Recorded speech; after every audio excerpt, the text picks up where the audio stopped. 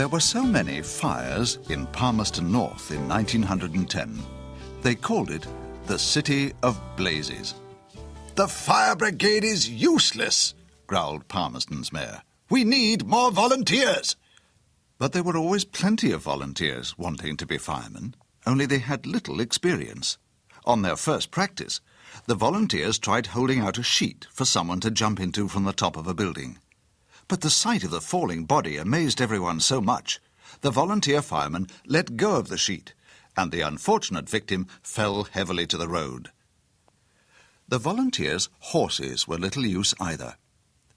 On the night of the big fire at Palmerston High School, the horses were loaded with firefighting gear, and away everyone went, guided by a huge glow lighting up the western sky.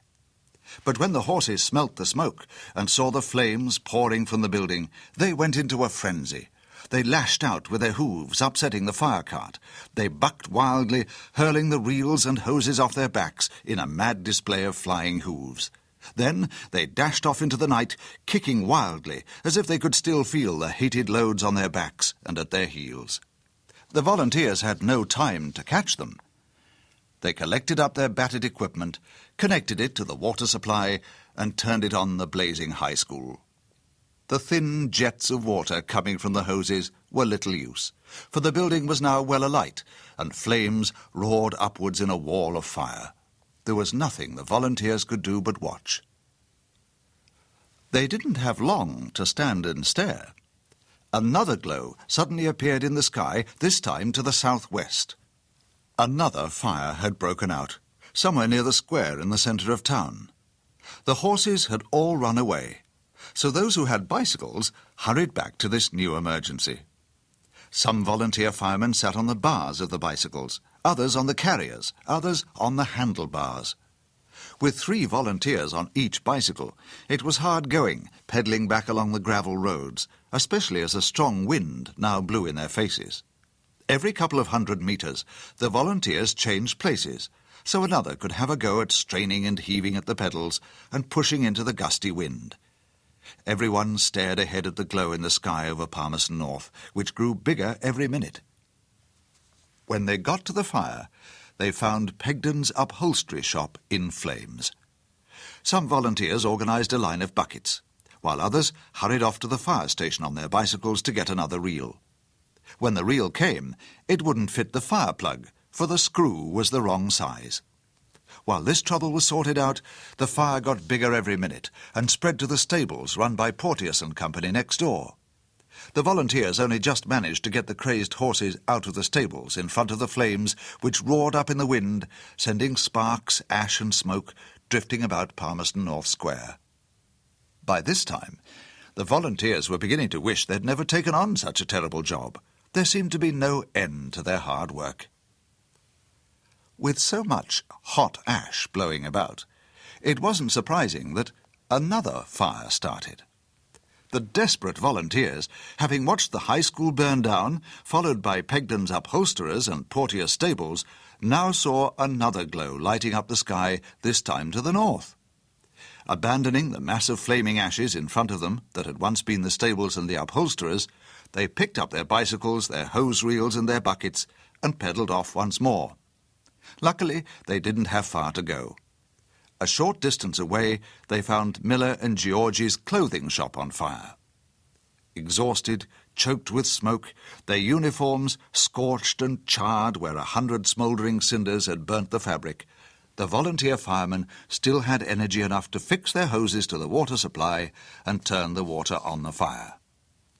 Twice, the supply failed, the water trickling away to nothing, just when the fire was under control. Nevertheless, at 2 o'clock in the morning, the fire was out. Miller and George's shop was saved, and the volunteers thankfully rolled up their reels. They'd had 4 bad fires that night. 3 of them had got completely out of control, but with the 4th they had been successful. The volunteers began to feel like real firemen at last. Just as they were preparing to pedal off home on their bicycles for a well-earned rest, there came another alarm. Another glow appeared in the sky, this time in the east. Wearily, the volunteer firemen got on their bicycles, 2 or 3 or even 4 on one bicycle and pedalled off. One volunteer rode on the carrier at the back, one on the seat, one on the bar and one on the handlebars. The glow seemed to come from a large building somewhere out in the country towards the Manawatu Gorge. Fortunately, the wind was now blowing at their backs, and their overloaded bicycles made good speed as they hurried on and on down the dusty country road. In a few minutes, the firemen were away from Palmerston and out into the country, with a dark night all about, and only the faint white of the gravel road in front and the stars above showing them the way. Ahead, that bright glow grew stronger and stronger. Surely it must be a terrible blaze out there, much worse than the fire at the high school. The volunteers kept plugging away, straining harder and harder at the pedals as the road began rising towards the Aotearoa ranges.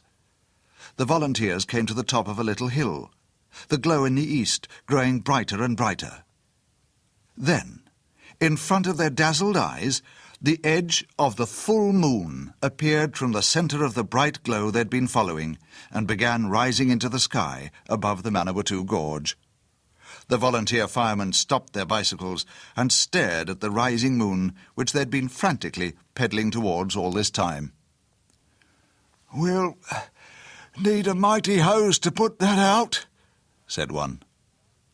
The others gazed thoughtfully ahead for a while, too tired to say anything. They sat down in the long grass beside the road. A long silence followed as the exhausted men rested and gazed at the moon. Then the silence of the night was broken by a long snore, then another and another. One by one, the volunteer firemen fell asleep by the side of the road. Over their heads, the moon rose and gazed down fondly on them there, and on all that wide expanse of slumbering countryside stretched out on every side.